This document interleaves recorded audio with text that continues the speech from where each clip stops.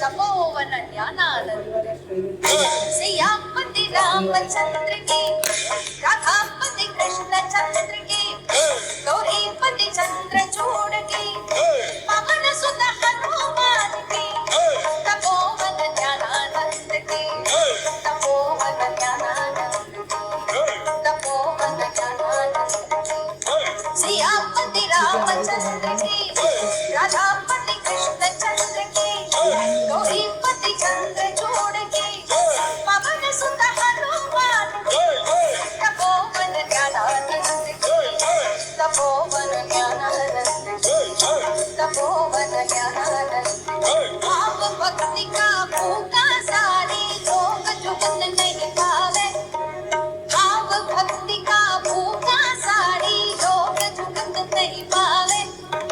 भक्त बोल गए राम दीवानी, निज पदवा को देवे, भक्त बोल गए राम दीवानी। ओम श्री गणेशाय नमः। ओम श्री गणेशाय नमः। ओम श्री गणेशाय नमः। ओम नमो नारायण। ओम नमो नारायण। ओम नमो भगवते वासुदेवाय नमः। ओम नमो भगवते वासुदेवाय नमः। देवियों, सज्जनों, दोस्तों, साथियों, सभी को नमस्कार। कथा प्रारंभ करते हैं।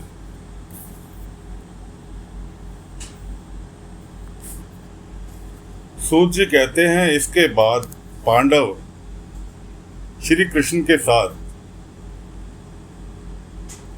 जलांजलि के इच्छुक मरे हुए स्वजनों का तर्पण करने के लिए स्त्रियों को आगे करके गंगा तट पर ले गए। वहां उन सबने मृत बंधुओं का जलदान दिया और उनके गुणों का स्मरण करके बहुत विलाप किया। तदंतर भगवान के चरण कमलों की धूल से पवित्र गंगा जल में पुनः स्नान किया। वहां अपने भाइयों के साथ कुलपति महाराज युधिष्ठिर, धृतराष्ट्र पुत्रों, शोक से व्याकुल गंधारी, कुंती और द्रौपदी सब बैठकर मरे हुए स्वजनों के लिए शोक करने लगे। भगवान श्री कृष्ण ने धौम्यादि मुनियों के साथ उनको संतावना दी और समझाया कि संसार के सभी प्राणी काल के अधीन है, मौत से किसी को भी कोई बचा नहीं सकता। इस प्रकार भगवान श्री कृष्ण ने अज्ञात शत्रु महाराज युधिष्ठिर को उनका वह राज्य जो धूर्तों ने उनसे छीन लिया था वापस दिलाया। द्रौपदी के केशों का स्पर्श करने से जिनकी आयु क्षीण हो गई थी, उन दुष्ट राजाओं का वध कराया। साथ ही युधिष्ठिर के द्वारा उत्तम सामग्रियों से तथा पुरोहितों से 3 अश्वमेध यज्ञ कराए। इस प्रकार युधिष्ठिर के पवित्र यश को 100 यज्ञ करने वाले इंद्र के यश की तरह सब ओर फैला दिया। इसके बाद भगवान श्री कृष्ण ने वहां से जाने का विचार किया। उन्होंने इसके लिए पांडवों से विदाली और व्यास आदि ब्राह्मणों का सत्कार किया। उन लोगों ने भगवान का बड़ा ही सम्मान किया। तदंतर सत्यकी और उद्धव के साथ द्वारका जाने के लिए वे रथ पर सवार हुए। उसी समय उन्होंने देखा कि उत्तरा भैंसे विहल होकर सामने से दौड़ी चली आ रही है।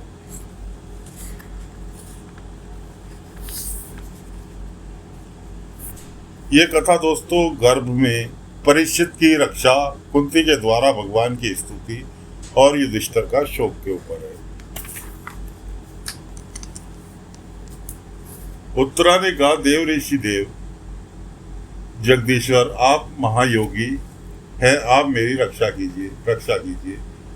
आपके अतिरिक्त श्लोक में मुझे अभय देने वाला और कोई नहीं है, क्योंकि यहाँ सभी परस्पर एक दूसरे के मृत्यु के नियमित बने हुए हैं। प्रभु, आप सर्व शक्तिमान हैं।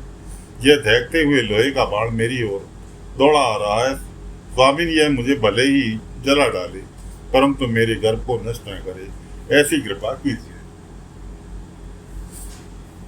सूत जी कहते हैं, भक्त वत्सल भगवान श्री कृष्ण उसकी बात सुनते ही जान गए कि अश्वत्थामा ने पांडवों के वंश को निर्बीज करने के लिए ब्रह्मास्त्र का प्रयोग किया है। शौनक जी, उसी समय पांडवों ने भी देखा कि जलते हुए 5 बाण हमारी ओर आ रहे हैं, इसीलिए उन्होंने अपने अपने अस्त्र उठा लिए। सर्वशक्तिमान भगवान श्री कृष्ण ने अपने अन्य प्रेमियों पर, शरणागत भक्तों पर बहुत ही विपत्ति आई जानकर अपने निज अस्त्र सुदर्शन चक्र से उन निज जनों की रक्षा की। योगेश्वर श्री कृष्ण समस्त प्राणियों के हृदय में विराजमान आत्मा है। उन्होंने उत्तरा के गर्भ को पांडवों की वंश परंपरा चलाने के लिए अपनी माया के कवच से ढक दिया। शौनक जी यद्यपि ब्राह्मण अमोघ हैं और उनके निवारण का कोई उपाय भी नहीं है, फिर भी भगवान श्री कृष्ण तेज के सामने आकर वह शांत हो गया। अब कोई आश्चर्य की बात नहीं समझनी चाहिए, क्योंकि भगवान तो सर्वशक्तिमान हैं। वे ही अपनी निज शक्ति माया से स्वयं अजन्मा होकर भी इस संसार की सृष्टि, रक्षा और संहार करते हैं। जब भगवान श्री कृष्ण जाने लगे तब ब्रह्मास्त्र की ज्वाला से मुक्त अपने पुत्रों के और द्रौपदी के साथ सती कुंती ने भगवान श्री कृष्ण की इस प्रकार स्तुति की। कुंती ने कहा, आप समस्त जीवों के बाहर और भीतर एक रस स्थित हैं, फिर भी इंद्रियों और वृत्तियों से देखे नहीं जाते, क्योंकि आप प्रकृति से परे आदि पुरुष परमेश्वर हैं। मैं आपको नमस्कार करती हूँ। इंद्रियों से जो कुछ जाना जाता है उसकी तह में आप विद्वान रहते हैं और अपनी ही माया के पर्दे से अपने को ढके रहते हैं। मैं अबोध नारी आप अविनाशी पुरुषोत्तम को भला कैसे जान सकती हूँ? जैसे मूढ़ लोग दूसरा भेष धारण किए हुए नट को प्रत्यक्ष देखकर भी नहीं पहचान सकते, वैसे ही आप दिखते हुए भी नहीं दिखते। आप शुद्ध हृदय वाले विचारशील जीवमुख परमहंसों के हृदय में अपनी प्रेममयी भक्ति का सृजन करने के लिए अवतरित हुए हैं। हम अल्पबुद्धि स्त्रियां आपको कैसे पहचान सकती हैं? आप श्री कृष्ण वासुदेव देव की नंदन नंदगोप के लाडले लाल गोविंद को हमारा बारंबार प्रणाम है, जिनकी नाभि से ब्रह्मा का जन्म स्थान कमल प्रकट हुआ, जो सुंदर कमलों की माला धारण करते हैं, जिनके नेत्र कमल के समान विशाल और कोमल है, जिनके चरण कमलों में कमल का चिन्ह है। श्री कृष्ण, ऐसे आपको मेरा बार बार नमस्कार। ऋषिकेश जैसे ही आपने दुष्ट कंस के द्वारा कैद की हुई और चिरकाल से शोकग्रस्त देवकी की रक्षा की थी, वैसे ही पुत्रों के साथ मेरी भी आपने बार बार विपत्तियों में रक्षा की है। आप ही हमारे स्वामी हैं, आप सर्वशक्तिमान हैं। श्री कृष्ण, कहाँ तक गिनाऊं? विश्व से लक्षाग्रह की भयानक आग से हिडम्ब आदि राक्षसों की दृष्टि से दुष्टों को, ध्रुत सभा से, वनवास की विपत्तियों से और अनेक बार युद्धों में अनेक महारथियों, शस्त्र अस्त्रों से और अभी इस अश्वत्थामा के ब्रह्मास्त्र से भी आपने हमारी रक्षा की है। जगत गुरु, हमारे जीवन में सर्वदा पद पद पर विपत्तियां आती रहें, क्योंकि विपत्तियों में ही निश्चित रूप से आपके दर्शन हुआ करते हैं। आप हम और आपके दर्शन ही हो जाने पर भी जन्म ऋतु के चक्कर में नहीं जाना पड़ता।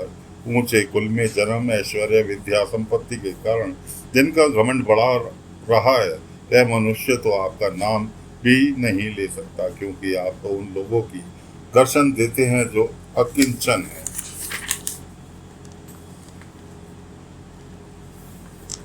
आप निर्धनों के परम धन हैं। माया का प्रपंच आपका स्पर्श भी नहीं कर सकता। आप अपने आप में विहार करने वाले परम शांत स्वरूप हैं। आप ही केवल मोक्ष के अधिपति हैं। आपको मैं बार बार नमस्कार करती हूँ। मैं आपको अनादि अनंत सर्वव्यापक सबके नियंता काल रूप परमेश्वर समझती हूँ। संसार में समस्त पदार्थ और प्राणी आप आपस में टकराकर विषमता के कारण परस्पर विरुद्ध हो जाते हैं, परंतु आप सब में समान रूप से विचर रहे हैं। भगवान, आप मनुष्यों की लीला करते हैं, तब आप क्या करना चाहते हैं यह कोई नहीं जानता। आपको आपका कोई न प्रिय है और न अप्रिय है। आपके संबंध में लोगों की बुद्धि विषम हुआ करती है। आप विश्व के आत्मा हैं, विश्व रूप हैं। न आप जन्म लेते हैं न कर्म करते हैं, फिर भी पशु पक्षी मनुष्य ऋषि जलचर आदि में आप जन्म लेते हैं और उन योनियों के अनुरूप दिव्य कर्म भी करते हैं। वह आपकी लीला ही तो है। जब बचपन में आपके दूध की मटकी फोड़कर यशोदा मैया को खिंचा दिया था, उन्होंने आपको बांधने के लिए हाथ में रस्सी ली थी, तब आपकी आंखों में आंसू छलक आए थे, काजल कपोलों पर बह चला था, नेत्र चंचल हो रहे थे और भय की भावना से आपने अपने मुख को नीचे की ओर झुका लिया था। आपकी उस दशा का लीला छवि का ध्यान करके मैं मोहित हो जाती हूँ। भला जिससे भय मानता हो उसकी यह दशा आपने अजन्मा होकर भी जन्म क्यों लिया है? इसका कारण बताते हुए कोई महापुरुष यूं कहते हैं कि जैसे मल्याचल की कीर्ति का विस्तार करने के लिए उसमें चंदन प्रकट होता है, वैसे ही अपने प्रिय भक्ति पुरुष लोक राजा यदु की कीर्ति का विस्तार करने के लिए आपने उनके वंश में अवतार ग्रहण किया है। दूसरे लोग यूं भी कहते हैं, वासुदेव और देवकी नंदन के पूर्व जन्म आप से यही वरदान प्राप्त किया था, इसलिए आप अजन्मा होते हुए भी उनके जगत के कल्याण और दैत्यों के नाश के लिए उनके पुत्र बने। कुछ और लोग यूं कहते हैं कि पृथ्वी दैत्यों के अत्यंत भार से समुद्र में डूबते हुए जहाज की तरह टगमगा रही थी, पीड़ित हो रही थी, तब ब्रह्मा की प्रार्थना से उसका भार उतारने के लिए ही आप प्रकट हुए। कोई महापुरुष यूं कहते हैं कि जो लोग इस संसार में अज्ञान, कामना, कर्मों के बंधन में जकड़े हुए पीड़ित हो रहे हैं, उन लोगों के श्रवण और स्मरण करने योग्य लीला करने के विचार से ही आपने अवतरण ग्रहण किया है। भक्तजन बार बार आपके चरित्र का श्रवण, गान, कीर्तन, स्मरण और आनंदित होते रहते हैं, वे ही अविलंब आपके उस चरण कमल का दर्शन कर पाते हैं जो जन्म ऋतु के प्रभाव से सदा के लिए रोक दिए जाते हैं। भक्तावत्सल प्रभु, क्या अब आपके आश्रित और संबंधी हम लोगों को छोड़कर जाना चाहते हैं? आप जानते हैं कि आपके चरण कमलों के अतिरिक्त हमें और कोई किसी का सहारा नहीं है। पृथ्वी राजाओं के तो हम यूं ही विरोधी हो गए हैं। जैसे जीवन बिना इंद्रियों की शक्तिहीन हो जाती है, वैसे ही आपके दर्शन बिना यदुवंशी और हमारे पुत्र पांडवों के नाम तथा रूप का अस्तित्व ही क्या रह जाता है। गदाधर, आपके विलक्षण चरण चिन्हों से चिन्हित यह कुरु जंगल देश की भूमि आज जैसी शोभायमान हो रही है, वैसे ही आपके चले जाने के बाद न रहेगी। आपकी दृष्टि के प्रभाव से ही यह देश पकी हुई फसल तथा लता वृक्षों से समुद्र हो रहा है। ये वन, पर्वत, नदी और समुद्र भी आपकी दृष्टि ही वृद्धि को प्राप्त हो रहे हैं। आप विश्व के स्वामी हैं, विश्व आत्मा हैं और विश्व रूप हैं। यदुवंशियों और पांडवों में मेरी बड़ी ममता हो गई है। आप कृपा करके स्वजनों के साथ जोड़े हुए इस स्नेह की दृढ़ फांसी को काट दीजिए। श्री कृष्ण, जैसे गंगा की अखंड धारा समुद्र में गिरती रहती है, वैसे ही मेरी बुद्धि किसी दूसरी ओर न जाकर आपसे ही निरंतर प्रेम करती रहे। श्री कृष्ण, अर्जुन के प्यारे सखा यदुवंशियों के शिरोमणि, आप पृथ्वी के भार रूप राजेश्वरी दैत्यों को जलाने के लिए अग्नि स्वरूप हैं। आप शक्ति अनंत हैं। गोविंद, आपका यह अवतार कौ ब्राह्मण देवता दुख मिटाने के लिए है। योगेश्वर, चराचर के गुरु भगवान, मैं आपको नमस्कार करती हूँ। सूत जी कहते हैं, इस प्रकार कुंती ने बड़े मधुर शब्दों में भगवान की अधिकांश लीलाओं का वर्णन किया। यह सब सुनकर भगवान श्री कृष्ण अपनी माया से उसे मोहित करते हुए मन मुस्कुराने लगे। उन्होंने कुंती से कह दिया, अच्छा ठीक है, और अपने स्थान से वे हस्तिनापुर लौट आए। वहां कुंती और सुभद्रा आदि देवियों से विदा लेकर जब वे जाने लगे, तब राजा युधिष्ठिर ने बड़े प्रेम से उन्हें रोक लिया। राजा युधिष्ठिर को अपने भाई बंधुओं के मारे जाने का शौक हो रहा था।